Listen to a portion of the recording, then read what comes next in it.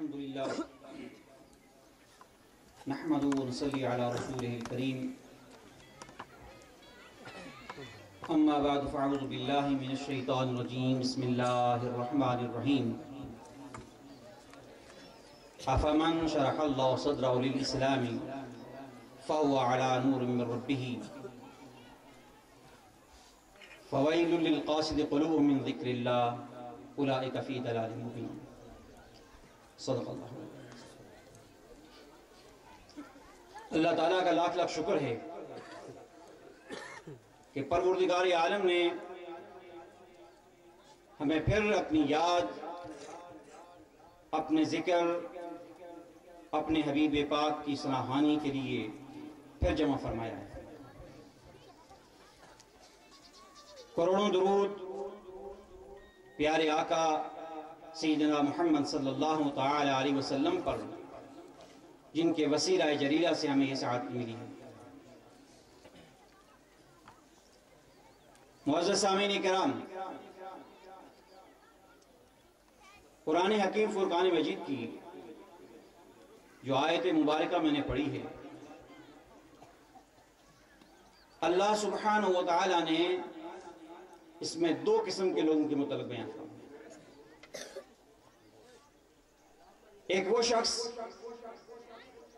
جس کے سینے کو اللہ تعالیٰ نے اسلام کے لیے کھول دیا اور وہ اپنے رب کی طرف سے نور پر ہے.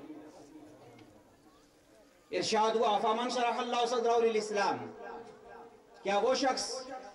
جس کے سینے کو اللہ تعالیٰ نے اسلام کے لیے کھول دیا ہے، فہو علی نور من ربہ، اور وہ اپنے رب کی طرف سے نور پر ہے، کیا وہ اور وہ سخت دل انسان برابر ہو سکتے ہیں؟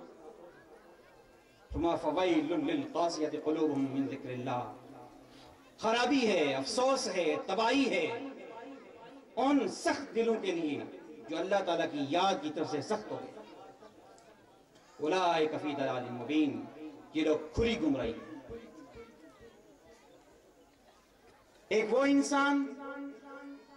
جس کے سینے میں اللہ تعالیٰ نے نور بھر دیا ہے اور اس کے سینے کو اسلام کے لیے کھول دیا ہے. حضرت عبداللہ ابن مسعود رضی اللہ تعالی عنہ فرماتے ہیں، جب یہ آیت کریمہ نازل ہوئی تو ہم نے عرض کیا کہ یا رسول اللہ صلی اللہ علیہ وسلم، یہ سینے کا کھلنا کیا ہوتا ہے؟ اسلام کے لیے سینہ کس طرح کھلتا ہے؟ تو رسول پاک صلی اللہ علیہ وسلم نے ارشاد فرمایا کہ اللہ تعالیٰ جب بندے کے دل میں نور پیدا فرماتا ہے تو اس کا سینہ کشادہ ہو جاتا ہے.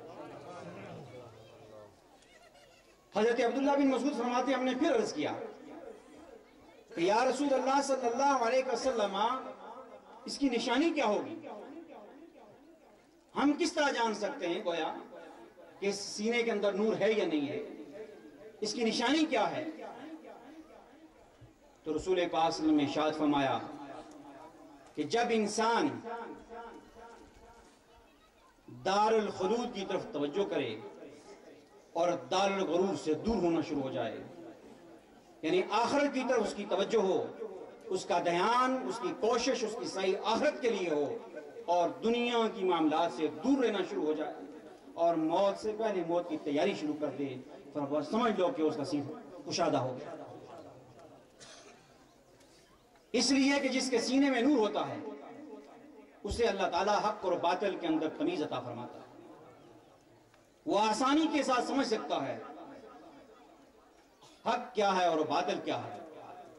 صحیح کیا ہے اور غلط کیا ہے. جس طرح دن کے اجالے میں مضبوط آنکھوں والا جس کی نظر صحیح و سالم ہے، اسے کوئی دقت پیش نہیں آتی کہ وہ دیکھ سکتا ہے کہ صحیح راستہ کون سا ہے اور گڑھے اور کھڈے اور کانٹوں والا راستہ کون سا ہے. اسی طرح جب اللہ تعالیٰ کسی کے سینے میں نور پیدا فرماتا ہے تو حق اس پر آشکارا ہو جاتا ہے، اس پر حق واضح ہو جاتا ہے. اور جس طرح اللہ تعالیٰ نے اس دنیاوی زندگی کے لیے سورج اور چاند کی روشنی کو بنایا، آسمان کے ستاروں کو سچایا، اور یہ چراغ، یہ ٹارچ، یہ مصنوعی روشنیاں پیدا کی، اسی طرح اللہ تعالیٰ نے انسان کی زندگی گزارنے کے لیے روحانی روشنیاں پیدا فرمایا۔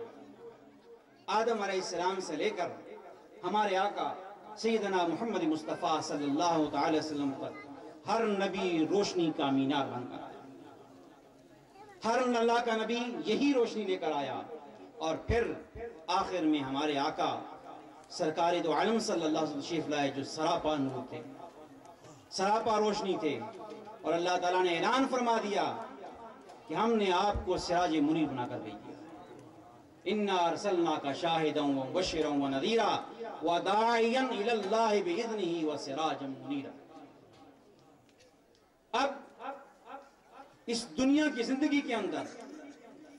سفر طے کرنے کے لیے، یہ راستہ گزارنے کے لیے ایک ہی طریقہ ہے کہ انسان کا تعلق مصطفیٰ صلی اللہ علیہ وسلم سے قائم ہو جائے، نبی پاک صلی اللہ علیہ وسلم کی مکمل نسبت نصیب ہو جائے تو حق اور باطل واضح ہو جائے۔ آپ دیکھیں، ہر انسان کو اپنی زندگی سے پیار ہوتا ہے، انسان مال خرچ کرتا ہے، دولت خرچ کرتا ہے، بلکہ عزت تک بھی بعض قربان کر دیتے ہیں زندگی بچانے کے لیے۔ لیکن وہ کیا چیز ہے جس کے لیے انسان سب کچھ قربان کر دیتا ہے؟ دولت بھی، مال بھی، اولاد بھی، اپنی جان بھی، ہر چیز قربان کر دیتا ہے، اور وہ چیز ہے نسبت رسول۔ غزوہ احد کا تھا، موقع تھا، صبح جنگ ہونے والی تھی۔ حضرت عبداللہ بن جحش رضی اللہ تعالیٰ عنہ نے حضرت سعد بن وقاص سے کہا کہ یہ دعا کی قبولیت کا وقت ہے، آؤ دونوں مل کر دعا کرتے ہیں۔ آپ دعا کریں تو میں آمین کہوں گا، میں دعا کروں تو پھر آپ آمین کہیں۔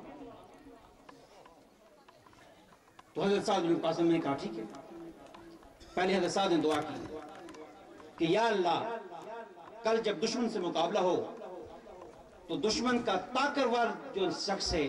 وہ میرے مقابلے میں آئے اور میں اس کو قتل کر دوں اور اس کا سامان سارا اتار کر کملی والے آقا صلی اللہ علیہ وسلم کے قدموں میں ڈھیر کر دوں۔ حضرت عبداللہ بن جحش نے کہا آمین۔ پھر حضرت عبداللہ بن جحش نے دعا کی کہ یا اللہ، جب کافر سے دشمن سے مقابلہ ہو تو ان کا سب سے طاقتور آدمی میرے مقابلے میں آئے اور وہ آ کر مجھے قتل کر دے اور میرا ناک کاٹ دے، میرے کان کاٹ دے، میرے اجداش کا مسئلہ کرے، اور پھر میں اللہ تعالیٰ کے دربار میں پیش ہو جاؤں۔ اسی طرح اللہ تعالیٰ مجھے پوچھے کہ اے میرے بندے، تیرا یہ حال کیوں ہوا ہے، تو میں عرض کروں کہ پروردگار عالم، تیرے اور تیرے حبیب کی محبت کے اندر میرا یہ حال ہے۔ اب جو بات یہاں سمجھنے والی ہے کہ وہ کیا چیز تھی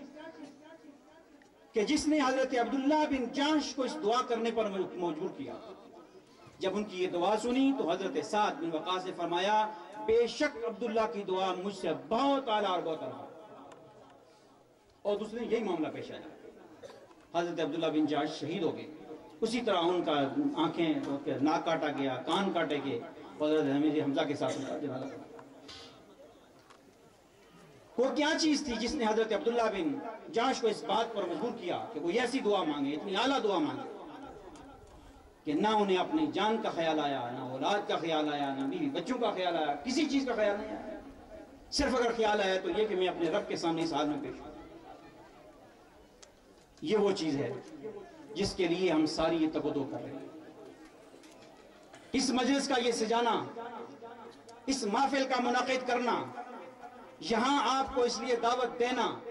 اور آپ لوگوں کا گھروں سے چل کر یہاں آنا، ہمارا مدعا صرف یہی ہے کہ ہم قیامت کے دن کملی والے آقا صلی اللہ علیہ وسلم کے قدموں میں جب حاضر ہوں، اللہ سبحانہ و تعالیٰ سرکار ہم سے راضی ہوں۔ کملی والے آقا صلی اللہ علیہ وسلم نے صحابہ کے سامنے جو یہ بیان فرمایا کہ شرح صدر کی علامت یہ ہے کہ وہ انسان آخر کی طرف توجہ کرتا ہے اور دنیا سے دور بھاگتا ہے۔ جب انسان کو یہ چیز نصیب ہوتی ہے تو پھر اس کے لیے یہ سفر آسان ہو جاتا ہے، مشکل نہیں رہتا۔ آپ دیکھتے ہیں کہ جب گھر سے انسان چلتے ہیں، آپ لوگ کل جب ہم بیٹھے ہوئے تھے تو میں بعض دوستوں سے پوچھتا تھا کہ آپ گھر سے کتنے بجے چلے ہیں، یہاں کتنے بجے پہنچے ہیں، مجھے کیوں پوچھنے کی ضرورت پیش ہے؟ میں یہ کیوں پوچھتا؟ یہ دیکھنے کے لیے کہ یا اللہ تیرے یہ وہ بندے ہیں جنہیں کوئی دنیا کا لالچ نہیں، صرف تیری رضا کی خاطر گھروں سے پیدل نکل کر اتنے دور تک چل کر آئے، یا اپنے گھروں سے اتنے دور سے نکلے، اپنا پیسہ وقت ہر چیز قربان کر کر تیری بارگاہ میں آئے، تو مالک تو ان کے ساتھ کتنا راضی ہوگا؟ کیونکہ اللہ تعالیٰ کا یہ وعدہ ہے کہ جو شخص میری طرف چل کر آئے میں اس کی طرف دوڑ کر آتا، بخاری شریف کی حدیث کہ جو شخص میری طرف چل کر آتا ہے اللہ تعالیٰ کی رحمت اس کی طرف دوڑ کر جاتی ہے، جو ایک ہاتھ ایک بالش چلتا ہے اللہ تعالیٰ کی رحمت ایک ہاتھ اس کی طرف دوڑتا ہے۔ تو آپ لوگ جب گھر سے چلتے ہیں، جس طرح کے برادر اکبر بیان کر رہے تھے، اپنا خیال اپنی سوچ جتنی اعلیٰ ہوگی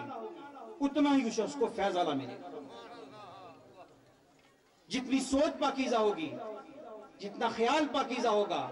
اتنا اللہ تعالیٰ اس کو نوازتا ہے۔ آپ لوگ اپنے گھروں سے نکلے، اتنا دور سفر برداشت کیا، یہاں آنے کے بعد سخت فرش پر آپ کو سونا پڑا ہوگا، پتہ نہیں سب کو بستر ملے یا نہیں ملے، بغیر بستر کے بھی آپ لوگ سوئے ہیں، اور یہ لوگ جو لنگر میں کام کرتے رہے، سخت جگہ پر لیٹتے رہے، میں ان کو دیکھنے گیا رات کے 3 کے قریب وہ ٹائم تھا، 2:30-3 بجے، تو سارے بیچارے اٹھ کے کھڑے ہو گئے، تو میں نے ان کو دیکھا، ان کے کپڑے بالکل کالے ہو رہے تھے، تو اس وقت میرے دل میں ایک خیال آ رہا تھا کہ یا اللہ تیرے حبیب پاک صلی اللہ علیہ وسلم کا یہ ارشاد پاک ہے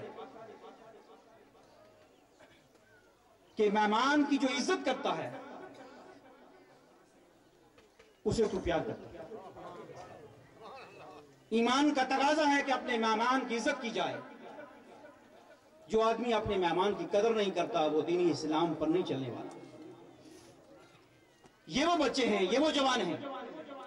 جنہوں نے تیرے مہمانوں کی عزت کی ہے، جو تیرے مہمانوں کے لیے دن رات روٹیاں پکا رہے ہیں، اپنی نیندیں قربان کر رہے ہیں، اپنا سب کچھ قربان کر کے یہاں سخت جگہ پر سو تیرے مہمانوں کی خدمت کر رہے ہیں، تو ان کے ساتھ کتنا راضی ہے،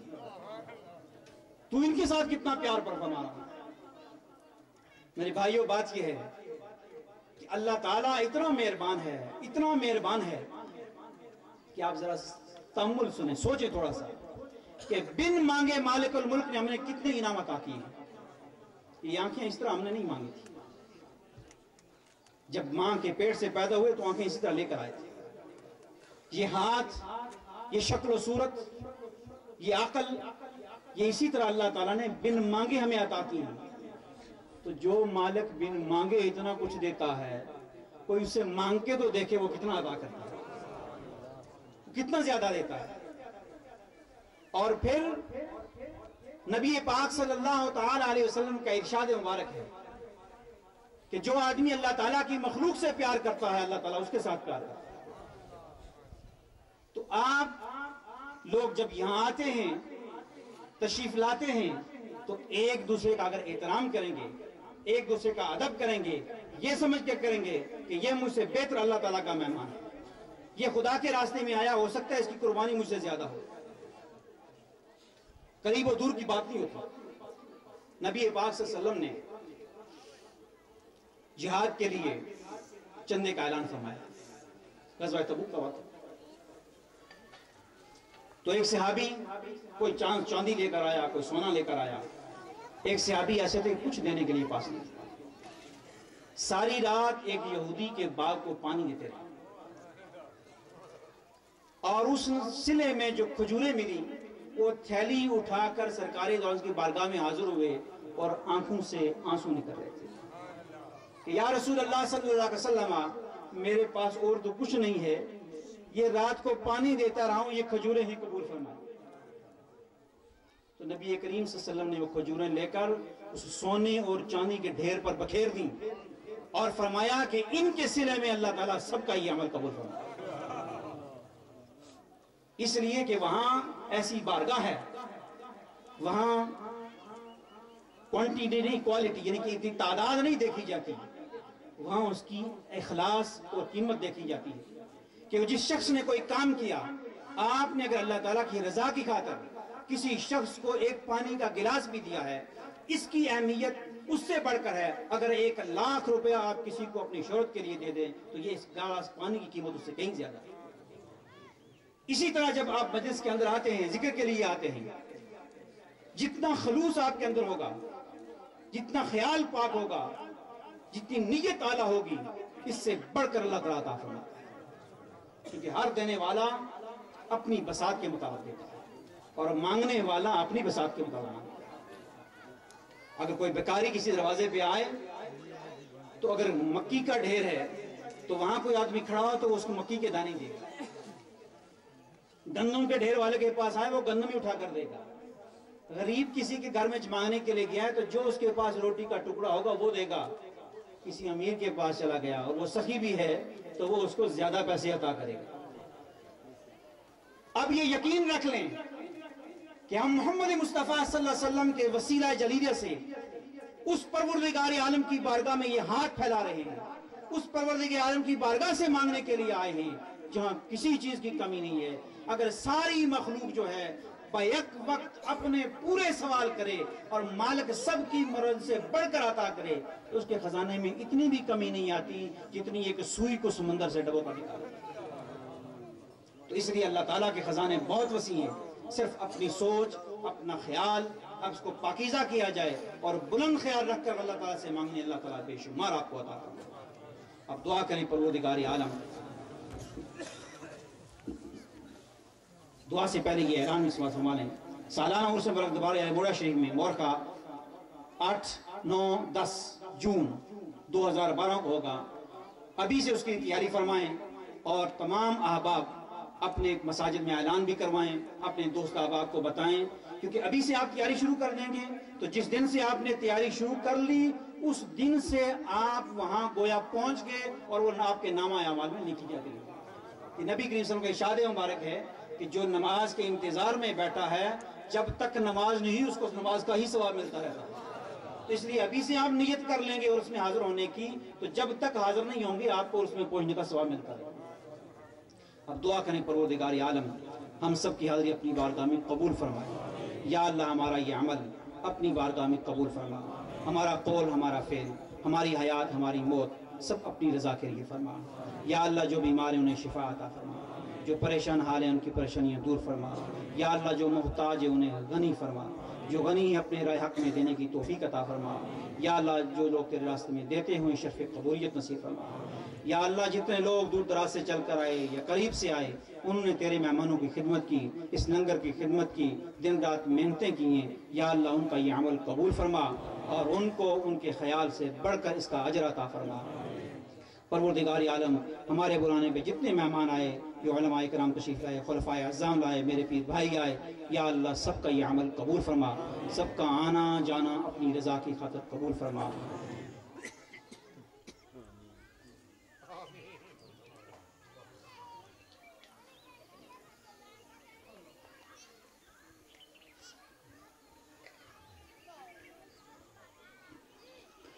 یا اللہ تو سب کے دلوں کی حاجت جانتا ہے،